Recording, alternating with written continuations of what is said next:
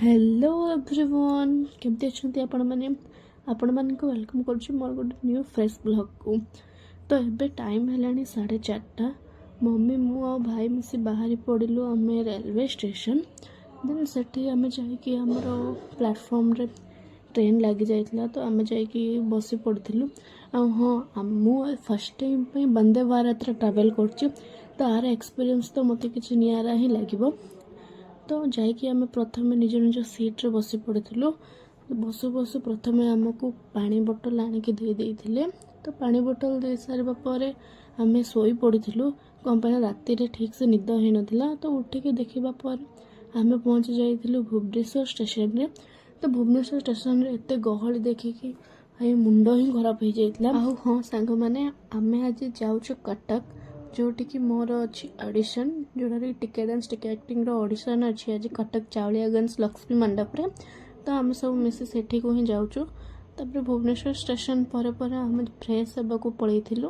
Fresh हो सारा पर आम डेस्टिनेशन रे पहुँची जाइलु जोटा कि थी आमर कटक स्टेशन।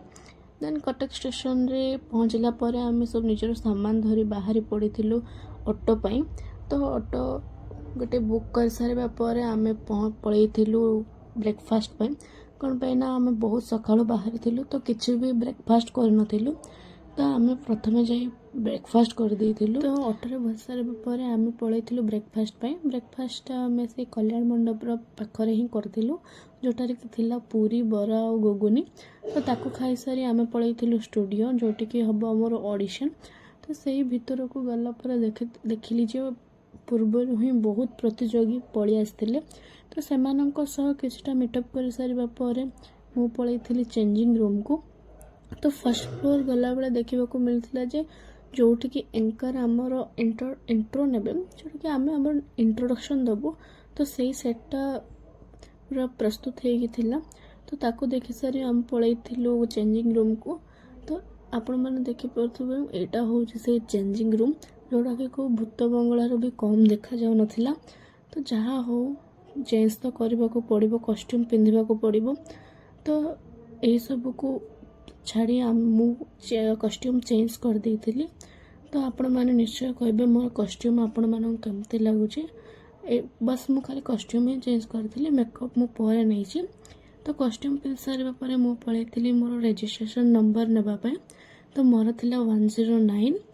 तो रजिस्ट्रेशन नंबर पर मु पलि आसती शूटिंग सेट देखापी। तो आपण मैंने देखिपे ये हूँ series ticket and ticketing shooting. तो से भीतर बहुत भोक लगे मु खाई गोटे केक खाई सारा देखला बेलू सारा आसी बाहर कथा होते। तो सबू पिला सहित फोटो उठे मु भी फोटो उठे से मोर ऑडिशन भी सरी जाइथिला। हाँ मोर रिजल्ट हूँ मत स्टैंड बाय रखाई। तो कॉल आसी पारे सेमती किसी ना मो एक्सपीरियंसटा ही मत बहुत भल। तो मु बहुत एंजॉय करी। आको तो देखिपे से बहुत इरिटेट हो गला कौन पे तार आहरी नंबर आसीनी। तो एबे टाइम आसीगला कटक को विदाय देवर। तापर फ्रेंड्स कटक को बाय बाय कही आमे बाहरी पड़ू bus stand Cuttack bus stand. तो ता पूर्वर मम्मी किछटा स्नैक्स पैक करुली जोटा कि आमे गला बेले खाइबू। तो बस स्टैंड कटक नुआ बस स्टैंड एत डेभलप होना सांग मैंने आपड़ देखिले कहबेनि जे यहाँ हूँ बस स्टैंड। से बस स्टैंड भी कौ मॉल ठू कम नथिला। आपण मानक मु भलसे देखौछि।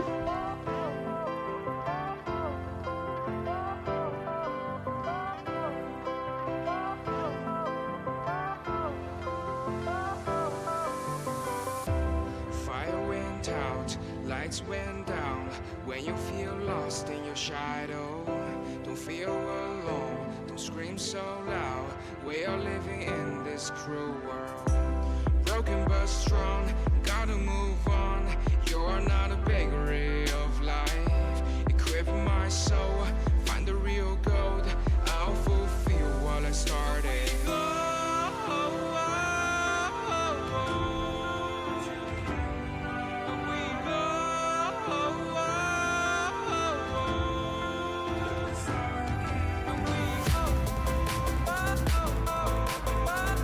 तो फाइनली बस स्टैंड आसी आम बस को वेट करूँ ଯେହେତୁ ବହୁତ ଲେଟ୍ ହେଲାଣି ତ ମମି ଓ ମୋତେ ବହୁତ ଜୋରେ ଭୋକ ବି ହେଉଥିଲା, ତ ମୁଁ ଏଠି ପଳେଇଥିଲି ମୋମୋସ୍ ଆଣିବା ପାଇଁ।